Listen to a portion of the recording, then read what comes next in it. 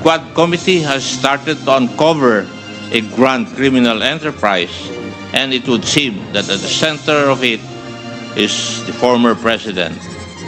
Napakasakit po nito dahil tayo pong lahat ay nabudol. So yun, grand criminal enterprise, guys. Well, alam nyo mga kotsero, kung tutuusin, yun naman talaga ang magiging ending ng mga hearing. Pero kahapon, may sinabi si Kong Akop na parang sa akin, mukhang ito na yung direksyon ng investigasyon patungkol sa Duterte drug war. Because mga kotsero, ito na ho, yung parang kung isa-summarize mo sa isang sentence, yung mga findings ng Quadcom so far sa nakaraang 13 weeks, 13 hearings. Ito ho talaga yung pupuntuhin ng lahat ng hearings. Ito ho yung pupuntahan Ito sinabi ni Kong Akop. Quadcom uncovers Duterte's link to grand criminal enterprise. Ayun. Si Duterte daw ang pinuno ng isang grand criminal enterprise. Alain yun mga kotsero. Alam nyo yung nakakatawa dito mga kotsero. Si Digong kasi, pinosisyon niya yung sarili niya, binranding kasi niya yung sarili niya na parang anti-corruption, anti-crime, anti-drugs, etc. Di ba? Ganon kasi yung pagkakaposisyon sa sarili ni Rodrigo Roa Duterte. Pero napakalayo pala nun sa katotohanan. Pero hindi pala yun ang tunay na pagkatao at ang tunay na ginawa ni former President Rodrigo Roa Duterte sa bansa. Ito mga kotsero, by far is the biggest budol na nangyari sa Pilipinas. Kasi pinakitaan tayo ng isang bagay pero iba yung nangyari. Iba yung natutuloy. Sinabi ko sa atin ni Rodrigo Duterte, 3 to 6 months tatanggalin ko ang droga sa bansang Pilipinas. 3 to 6 months tatanggalin ko ang korupsyon sa Pilipinas. Ay, hindi pala ganun ang totoo. Ang totoo pala, mga kotsero, within 3 to 6 months, itataguyod ko ang aking criminal enterprise. Within 3 to 6 months, itataguyod ko ang aking sindikato. Ganun pala yung nangyari. Merong interview si former Senator Miriam Defensor Santiago. Ang sabi niya, tinanong sa kanya ni Karen Davila, who is the most dangerous presidential candidate in this year's election? Alam niyo yung sinabi ni Madam Miriam Defensor Santiago? Rodrigo Roa Duterte. Pero iba yung iba yung kanyang ang dahilan niya. Well, one is ang dahilan niya dahil sinabi daw ni Rodrigo Duterte na papatayin niya daw lahat ng mga drug pusher, drug addict, drug lord. Kontra doon si Senator Miriam Defensor Santiago. Pangalawa, sinabi rin ni Senator Miriam Defensor Santiago na known associate ng mga NPA si Rodrigo Roa Duterte. At totoo din naman, kaibigan talaga ng mga NPA.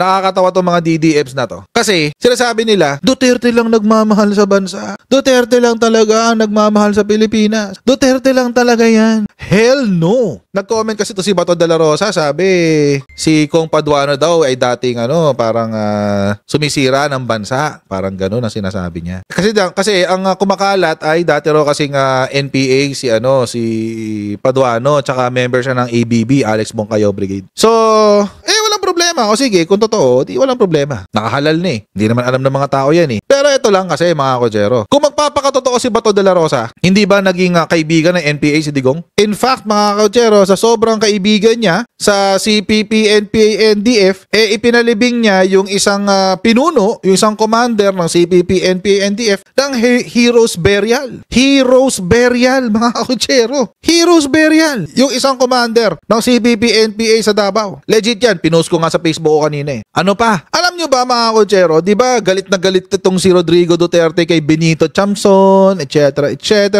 Galit na galit siya, pinaghahanap niya si Benito Chamson. Mga kotsero, siya yung nagpalaya kay Benito Chamson sa Chamson couple. Siya ang nagpalaya dun. Si Benito Chamson, yung Chamson couple, mga kotsero, sila yung napipisil-pisil, napapalit kay Joma. Napatay nitong nakaraan lang. Pero sino ho nagpalaya doon? Si Digong. Hindi lang ho yun, mga kotsero. Hindi lang ho yun. Si Duterte ay pinilit magpasok ng 5 NPA sa gabinete. 5 ho yan. Card-bearing Communist Party of the Philippines members. So tapos sasabihin ngayon ng mga retired generals na si General Browner nakikipag na sa mga CPP NPA, si Marcos nakikipag sa CPP NPA. Ba't hindi nyo balikan si Digong? Nakakatawa pa dito sa mga retired generals na to. Number 1, retired na sila. Pangalawa, lahat sila mga Duterte, mga blind DDS. Kaya nakakalungkot nabudol sila ni Digong. At anyway, balik tayo dito. Nabisto nga ni Akop yung Grand Criminal Enterprise. Sabi niya, Antipolo 2nd District Representative Romeo Akop believes the Quadcom hearings have uncovered tracks to a grand criminal enterprise, noting that former President Rodrigo Duterte seems to be at the center of it. In his summary of all the 13 House of Representatives Quadcom hearings dating back August 16, Akop says Duterte and his trusted officials have figured in discussions even as his administration strongly advocating against crime and illegal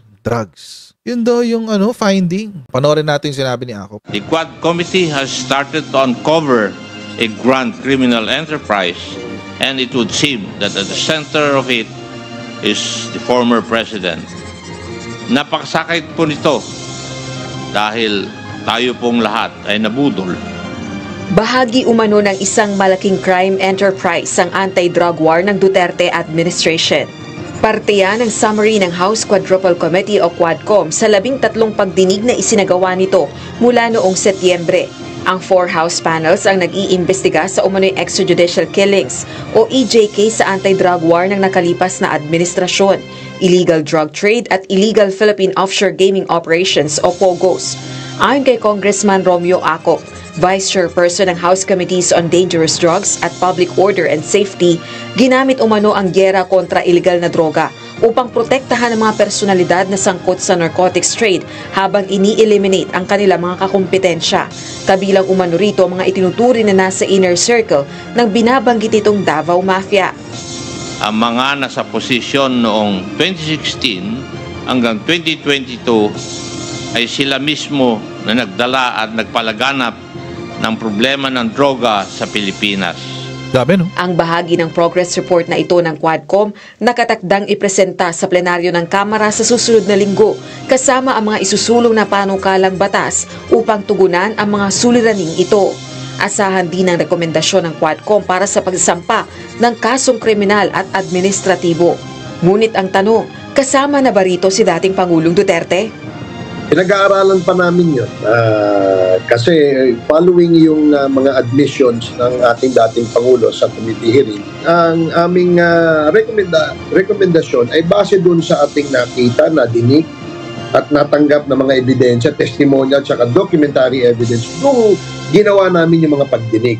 So yun, Grand Criminal Enterprise, guys. Well, alam nyo mga kotsero, kung tutuusin, yun naman talaga ang magiging ending ng mga hearing. Bakit? Baka if ever nakalimutan nyo na si Guban. Kanina pinakita si Guban kanina, di ba? Tapos ito, former Bureau of Customs Intel agent Jimmy Guban turned emotional when he saw former Police Colonel Eduardo Asierto during the House Quadcom Committee hearing on Thursday. Ito ho yung nangyari November 7 yan. Si Jimmy Guban po mga kotsero, kung nakalimutan nyo na, siya ho yung nag-imbestiga nung nakapasok na drugs na nagkakahalaga ng 6 billion ba yun? O 600 million. Basta ganun. Basta may ganun numero. Na halaga ng drug sa loob ng magnetic lifter. Hindi yun nahuli yun. Naipasok yun. Naipasok ko yun sa Pilipinas. Nagkaalaman na lang na may droga doon after na nung nailabas na. Tapos, nung iniimbestigahan ni Jimmy Guban, yun nangyayari, ang ending, sino daw ang